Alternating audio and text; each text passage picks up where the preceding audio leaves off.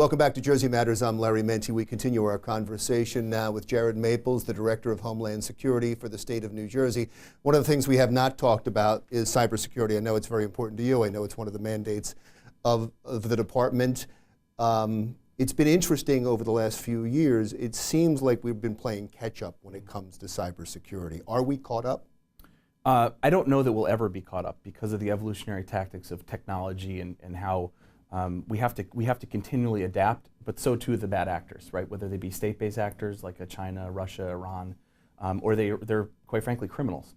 They're always trying to stay one step ahead, just like in traditional law enforcement. So the goal is going to be to stay even and protect as best as we possibly can and learn to adapt and kind of go with them. And so you say we're not there yet. And so let's break down now what the threats. What we've heard about a lot is the threat to our election process. Yep.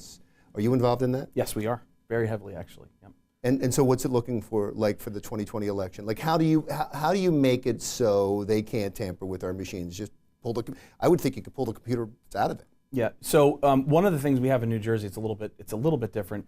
Our systems aren't connected to the internet, and at all. They're based on a cartridge basically, and those are sealed. They're under armed guard throughout you hear a lot of different narratives out there.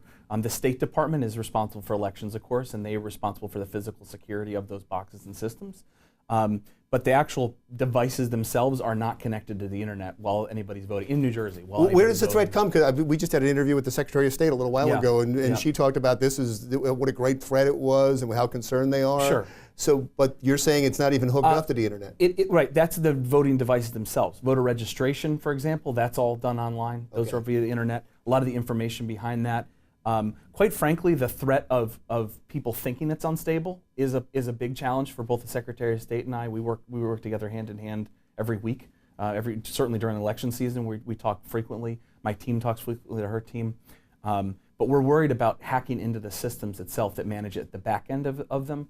The votes themselves, we're pretty confident in here in New Jersey. But with that said, there are a lot of other variables that we have to be concerned with. And again, voter registration, there's a lot of different back-end systems that we have to be careful of. That's the threat that gets the most attention because of the current investigation. But is it the biggest threat? In cybersecurity realm? Yes. I would put it on par with other threats. I don't know that I would separate it and say it's the biggest threat. Financial? Financial crimes and certainly financial hacking are huge problems for us. General personally identifiable information, so data theft is a very big problem. And I would say if it's not the leader, it's certainly every bit on par with the rest of those is ransomware.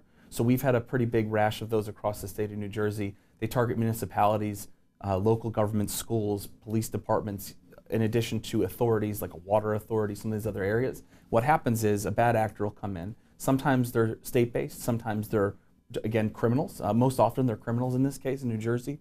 They come in, they hack into the system a lot of times by doing what's called phishing or spear phishing. Send emails to an employee, they click on it, and they get access to the system. It's as simple as that. And when they do that, they take over the system, lock it down, encrypt it, all the data behind it, and then essentially hold it ransom, just like you do a kidnapping, for example. Lindbergh, of course, is a famous case in New Jersey. But a kidnapping, they kidnap the system, and then they tell them they'll release it for X amount of dollars, normally via Bitcoin, because it's harder to trace and it's encrypted as well.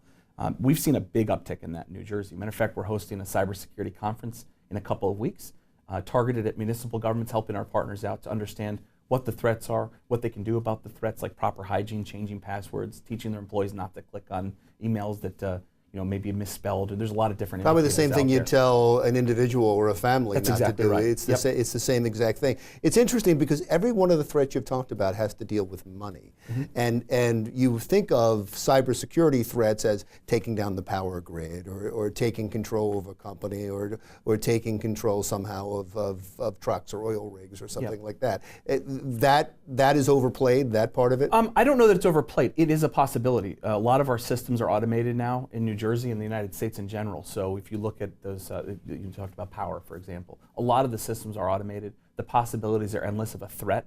So they are there, and they are a big concern of ours and something we do focus on. We support quite a bit.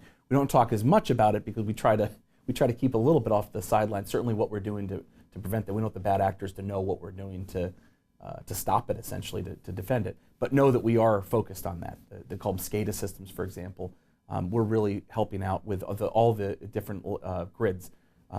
whether it be elections being one of them, finance sector, transportation sector. I was fascinated that you didn't have that number one, because that seems like the greatest, at least terrorist threat. Yeah. But maybe I should take some solace in the fact that you didn't have it number one, because the other things seem to be happening and that seems to be under control. Is that fair to say? Yeah, there's a lot of focus and effort on that from the federal level down to certainly my level at the state and what we do to defend those systems. It's not to say they're foolproof. There's nobody's saying that. It's as the governor says, I'm not spiking the football on that. But we do dedicate a lot of resources from a cyber perspective and physical security perspective to making sure that the trains are running and the financial sector is secure. And the companies are spending a lot of money, the federal government is spending a lot of money, and there's a good strategy in place. That's why I say for cyber, it's a difficult situation to tier. They really are, the ones that are happening are the ones that we're trying to make sure we're countering directly, like a ransomware, like an election security. We know that there's been tampering with those over across the United States. New Jersey hasn't experienced tampering directly by the Russian factor, for example. That's one. But it doesn't mean it's not a threat. It just isn't the tier one threat. And I'd say the same on some of these other sectors that you talked about in defending those. There's still a threat, very much so. But there's something we've dedicated a lot of resources to and are as comfortable as we can be right now. Wonderful. Thank you for the time. I really appreciate it. Jared Maples is the Director of Homeland Security for the state of New Jersey. Jersey Matters continues right after this. Still to come on Jersey Matters, the man who Katie Brennan says raped her testifies in Trenton. We were there. Our report next.